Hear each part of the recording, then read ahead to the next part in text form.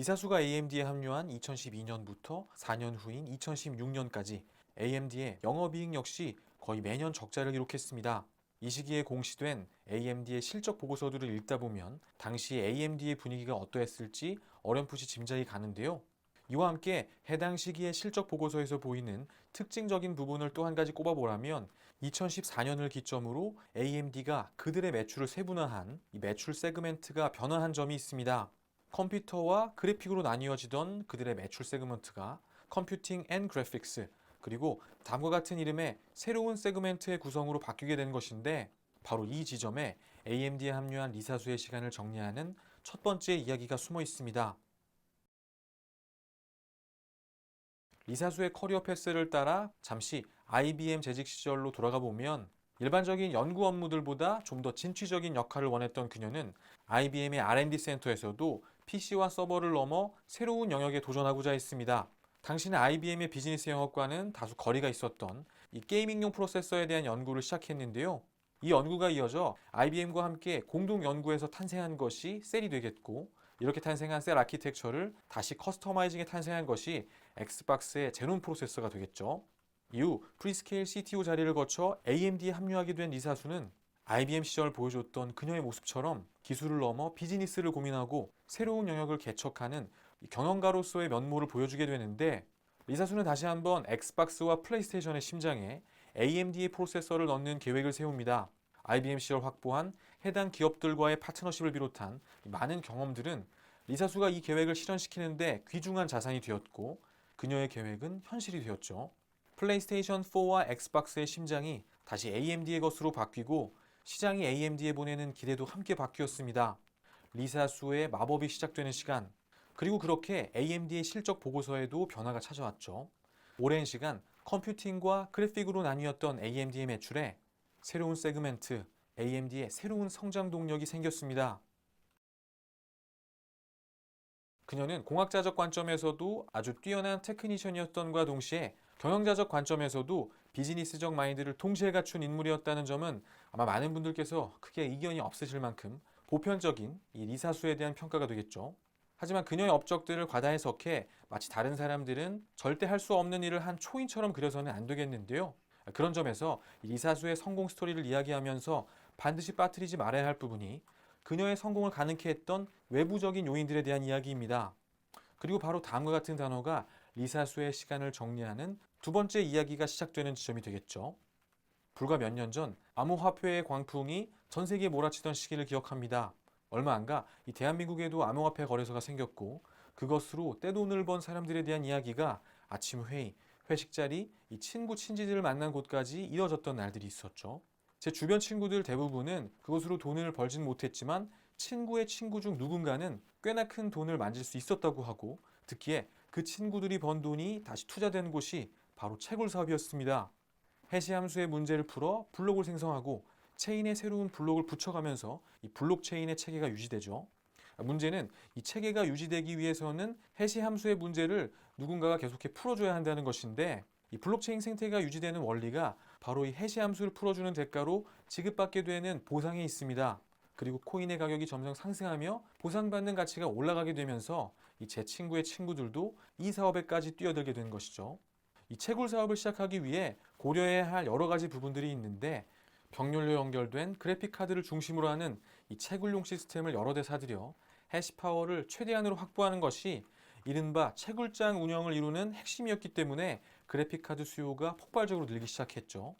중요한 것은 이렇게 그래픽 수요가 폭발하면서 그래픽 카드 시장을 양분하고 있는 두 기업은 이 암호화폐와 채굴 시장의 성장으로 인한 수혜를 고스란히 입었다는 점인데, 그 두 기업 중 하나가 바로 오늘의 주인공인 AMD인 것이죠.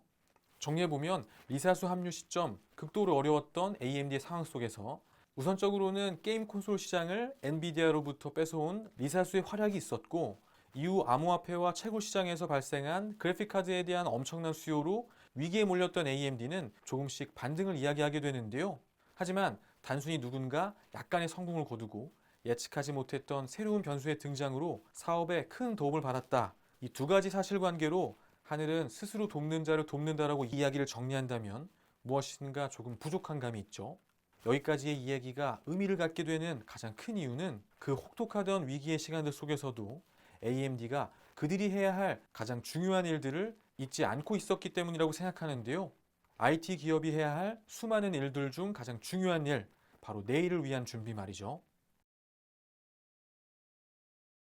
리사수가 합류한 시기 AMD는 불도저 이후의 시간들을 위한 아키텍처 개발에 들어가게 됩니다. 이후 긴축 재정이 한창이던 시기 속에서도 AMD는 새로운 아키텍처 개발에 매진했고 마침내 반가운 소식을 전해오게 되는데요.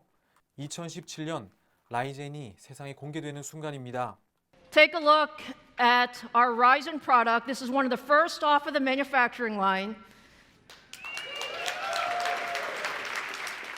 직전의 아키텍처인 엑스캐베이터와 새로 등장한 젠 아키텍처의 구조를 비교해보면 나뉘었던 정수부가 다시 합쳐진 것이 보이죠.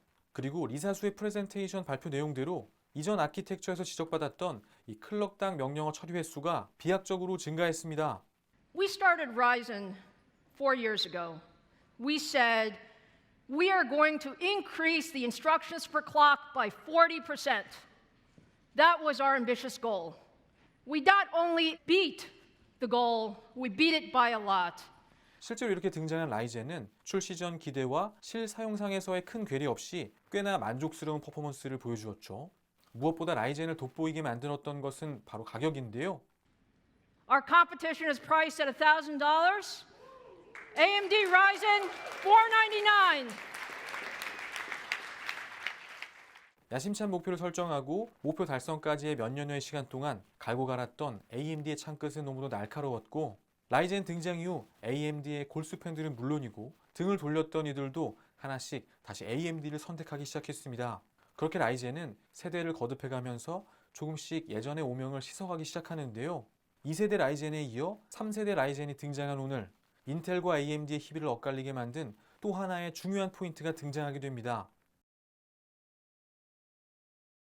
계속된 실적 악화로 신음하던 시기 AMD가 파운드리 매각을 선언하자 업계에는 두 가지 시선이 공존했습니다.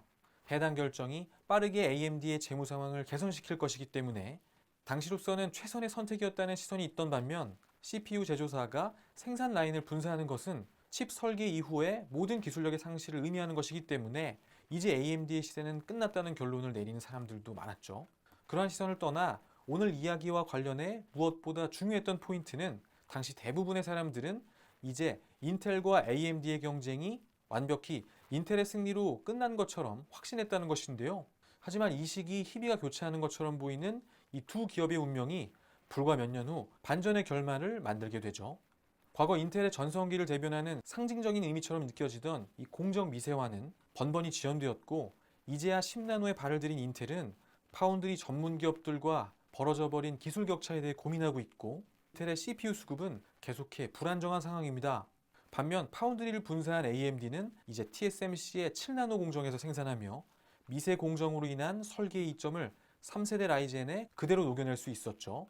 그렇게 이제 라이젠은 가격만이 아닌 성능의 측면에서도 일부 인텔의 CPU를 뛰어넘는 모습을 보여주고 있습니다. 경영양 끝에 AMD가 파운드리를 분사하던 시기 극명하게 갈렸던 양사의 희비가 몇 년 후 다시 교체하는 이 일련의 과정들 속에 많은 이야기들이 담겨 있는 것 같은데요.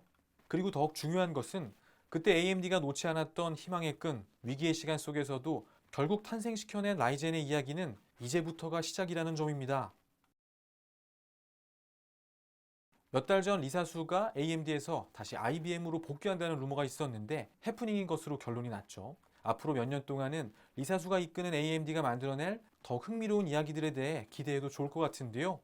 내년 1월 CES에서 라이젠의 새로운 APU 라인업인 르누아르를 만나볼 수 있겠고 내년 3, 4분기쯤에는 차세대 젠 아키텍처 젠3의 제품군이 생산에 들어갈 것으로 생각합니다. 이제 중요한 것은 이 다음 이야기들에 대한 부분인데요. 반등을 이뤄낸 AMD는 이제 한 발자국 더 나아가 더욱더 공격적인 외연 확장 전략을 이어나가야겠죠. 그리고 외연 확장을 위해 AMD가 우선적으로 향해 할 방향이 어딘지는 아주 명확합니다. 우선 서버 시장에 대해 간략히 정리해보면 내년 3, 4분기에 밀란이 생산에 들어갈 것으로 예상되죠. 물론 짐 켈러가 합류한 인텔 진영 역시 이제 업계가 그동안 기다려온 10나노대의 재온이 등장할 차례이기 때문에 AMD가 이 서버 시장에서 일반 데스크톱 시장만큼의 대반격을 단시간 내에 이뤄내지는 못할 것으로 보이지만 이 시장의 향방은 보다 장기적이고 전략적인 관점에서 바라봐야겠죠. 리사수가 또 한 번 이 서버 시장에서도 AMD의 우군을 하나둘씩 확보해 나갈 수 있을지 관심을 가지고 지켜볼 부분입니다. 그리고 남은 모바일 시장과 관련해서는 이 단어에 대한 이야기를 정리해보면 좋을 것 같은데요. 새로운 AMD의 GPU 아키텍처는 AMD가 NVIDIA에 맞설 무기이자 모바일 AP 시장 진출을 노리는 AMD의 포부가 담긴 이름이라고 할 수 있겠는데, 이 RDNA가 우리의 기대대로 삼성이 심혈을 기울이고 있는 엑시노스의 GPU에서 꽃을 피우게 되면 지난날 모바일 그래픽 설계 관련 비즈니스를 퀄컴에 넘겨버렸던 그 아쉬웠던 시간을 만회할 수 있는 기회가 다시 AMD에게 찾아오겠죠. 어쩌면 그동안의 시간들이 존폐 위기 속에 놓였던 AMD가 다시 예전 수준으로 회복하는 과정이었다면 앞으로의 시간들은 예전의 영광을 뛰어넘는 새로운 AMD의 시대를 만들어가는 과정이 될 텐데요. 몇 년이 지나고 다시 이 이야기들을 정리하게 되면 어쩌면 오늘 정리한 AMD와 리사수의 이야기들은 겨우 도입부 정도에 해당하는 이야기가 될지도 모를 일이죠. 그 혹독했던 시간을 견뎌내고 다시 부활을 이야기하고 있는 AMD의 반격에 대한 이야기는 아직 끝나지 않았습니다. 약자에게 자꾸만 마음이 가게 되는 현상을 언더도그마라고 하죠. AMD를 응원하게 되는 것이 어쩌면 제가 언더도그마에 빠진 결과일지도 모른다는 생각이 들기도 하지만, 컴퓨터가 가장 큰 의미였던 학창시절의 저에게 AMD는 금전적으로 조금이라도 마음의 여유를 가질 수 있었던 유일한 대안이었기 때문이기도 한데요. 무엇보다 앞으로도 인텔과 엔비디아를 견제할 수 있는 경쟁자는 반드시 필요하고, AMD가 그런 역할을 수행할 수 있는 거의 유일한 대안이라는 측면에서도 AMD의 약진은 계속되어야겠죠. 아울러 우리나라 기업들과의 관계에서도 AMD의 중요성에 대해 이야기해 볼 수 있겠는데, 우선 향후 이 비메모리의 큰 축이 될 파운드리 산업의 성장에 AMD는 매우 중요한 역할을 할 것으로 생각합니다. 현재 이 시장의 최선단 공정 물량의 대부분을 차지하는 이 퀄컴과 인텔의 물량이 여러 가지 이유로 TSMC로 많이 쏠리고 있는 상황에서 AMD와 삼성의 파트너십이 강화되고 장기적 관점에서 고정적인 팹리스 파운드리 관계로 발전해 나간다면 모바일, IoT, 전장으로 이어지는 흐름 속에서 양사가 강력한 시너지를 향유할 수 있겠죠. 리사수와 AMD가 만들어가는 이야기들을 더 관심 갖고 살펴봐야 하는 몇 가지 분명한 이유들이 되겠고, 그런 관점에서 앞으로 이 CES에서 이어질 AMD와 리사수의 이야기도 차근차근 정리해 나가도록 하겠습니다. 오늘의 긴 이야기도 함께 해주셔서 감사합니다. 행복한 밤 보내십시오.